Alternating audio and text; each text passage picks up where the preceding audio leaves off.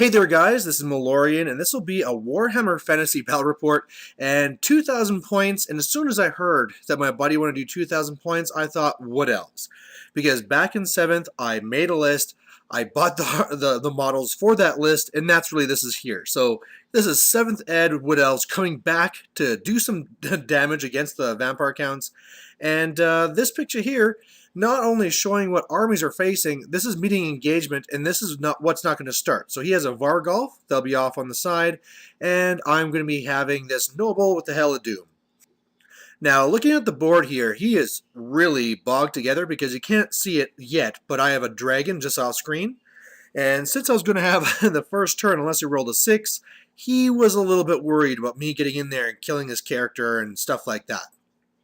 So what he has is down here below, he has the Hex Wraiths. Up above, he has some Dire Wolves, a bigger unit of zombies, and in there he will have a Karn Wraith and the Hemmerlich Kremler guy, the guy that can be either flying around or being ethereal.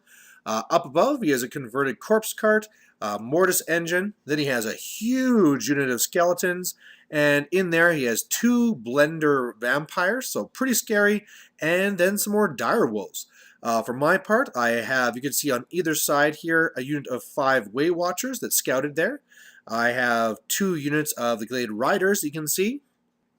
And then from this angle, you can also see that I have 4 units of the Glade Guard. There's another unit of the Glade Riders, a unit of the Warhawks, and then my Dragon. So I have a Lord on there who has a spear, shield, or not Hail of Doom, he has the Bow of Lauren and the Arcane Bodkins. So I get 4 shots that ignore armor saves, which won't be doing too much here.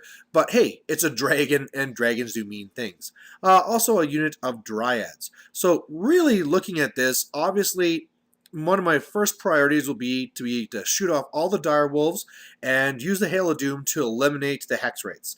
That should be no problem. After that, it's going to get interesting because a lot of these big blocks, unless I can focus on them, I just can't kill that many guys, especially with him raising them up so fast. So probably either his Corpse Cart, his Mortis Engine, or his Vargolf will be the next biggest threat where I'll try and kill that for points and just try and survive. So I get first turn, this guy comes in the remaining moves, and yeah, I rolled like a 5-5-6 for number of shots. Those Hex Wraiths did not stand a chance. Otherwise, I'm just really moving up and surrounding because the Lord had a magical shot, just in case the Hail of Doom rolled crap. You know, I kind of moved there, and just in case I could like double up and shoot what was not needed, they kind of died. Killed the Dire Wolves, did a few shots into other stuff, but yeah, first round objectives done.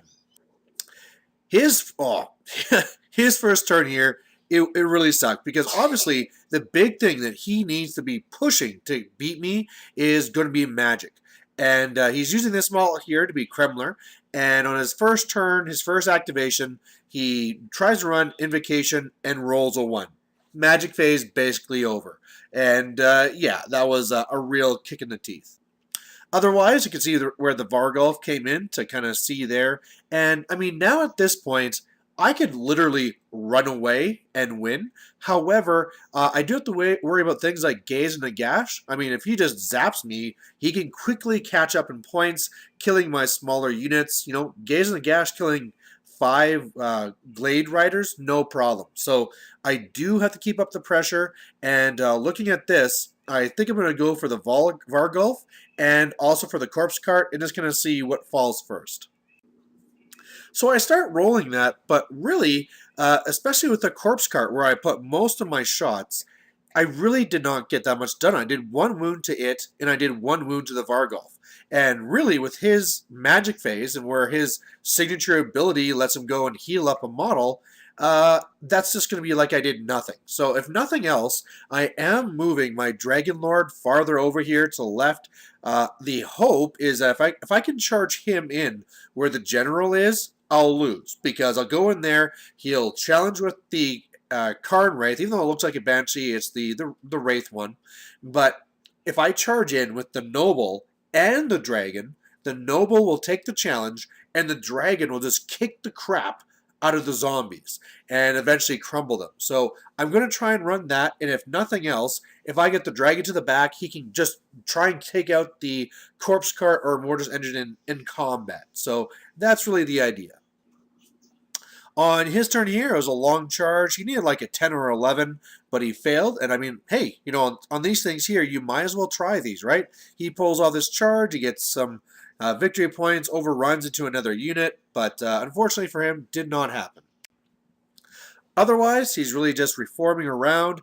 And yeah, during his magic phase, again, he was able to heal himself up with some spells he cast. But again, then we try to get like the first serious spell. He just failed to cast, and there's the magic phase. So he is having really bad luck so far. But hey, I'll take it.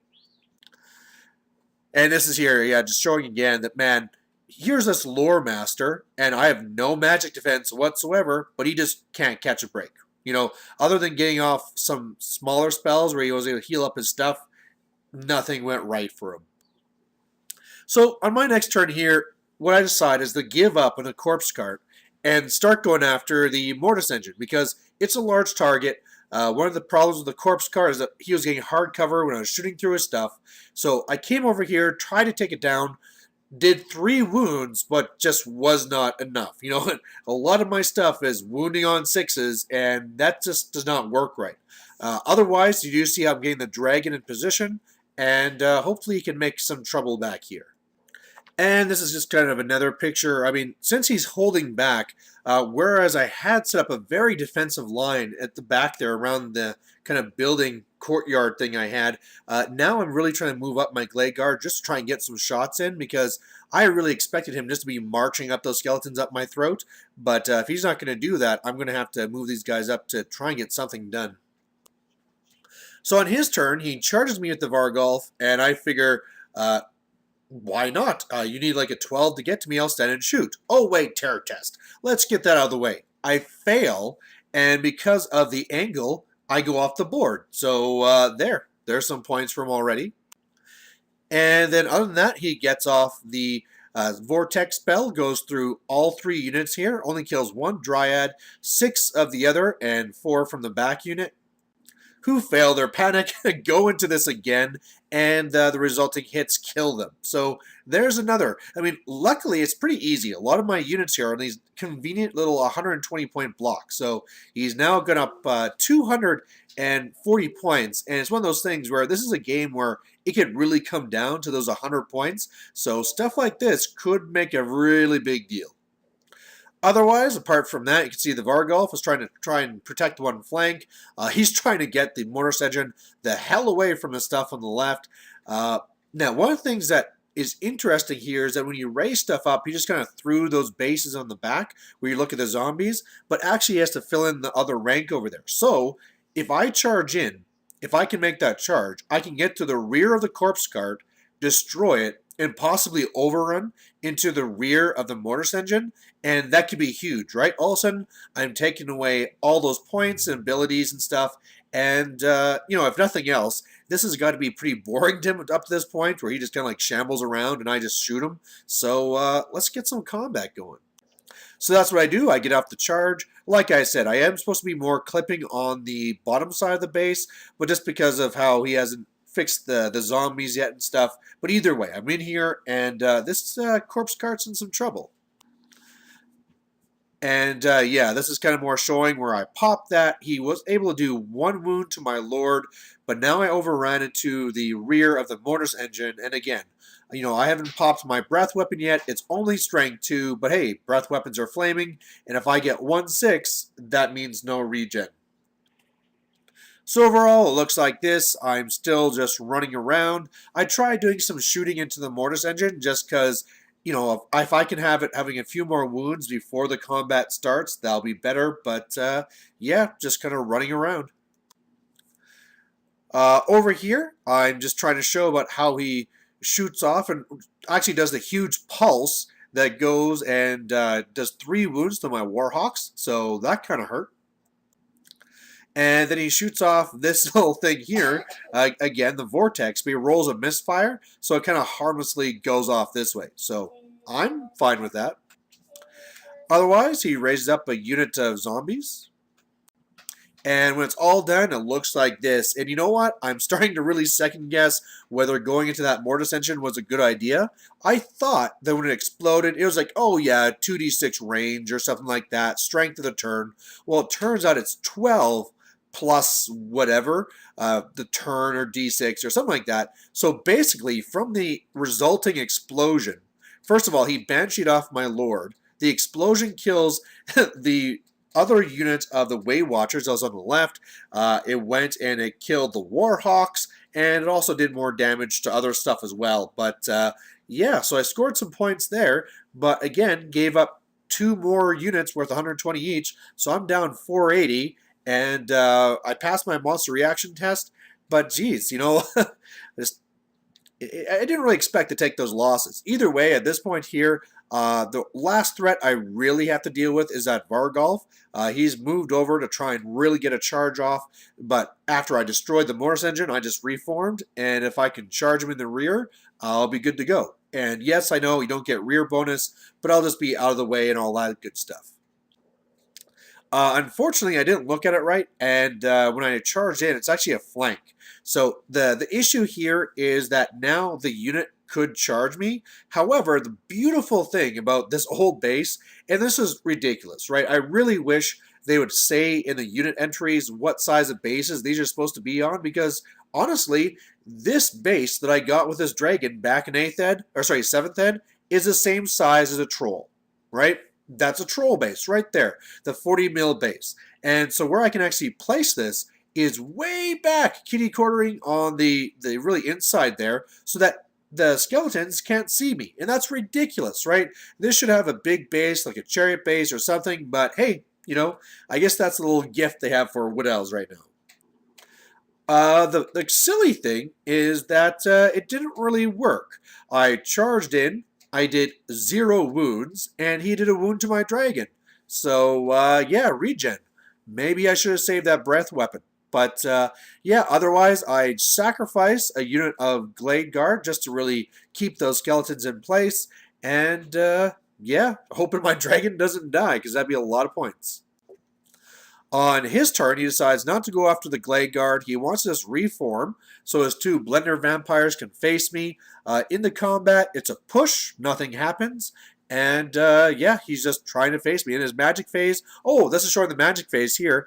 He shot the Vortex through me again, killed 3 of the Riders, and no damage to either the Dragon or the Vargolf.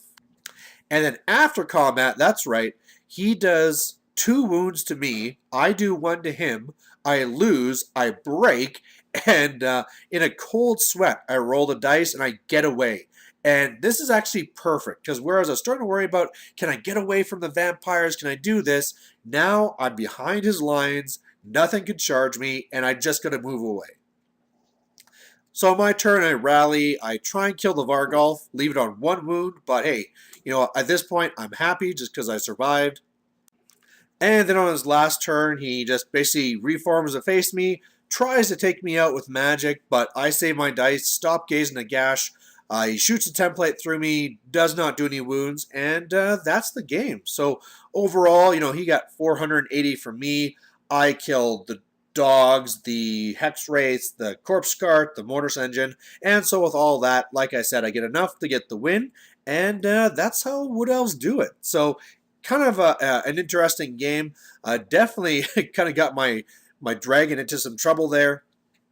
Of course, the safe bet would have been just stay away and try and shoot down the Corpse Cart or the Vargolf or something like that, just to try and play the points game. But that just would have been really, really boring. And hey, if you got a dragon, you got to use the guy. So there you have it. Thanks for watching. And as well, this will be my game for the Around the World in 12 Games campaign I'm running. This month is Skaven.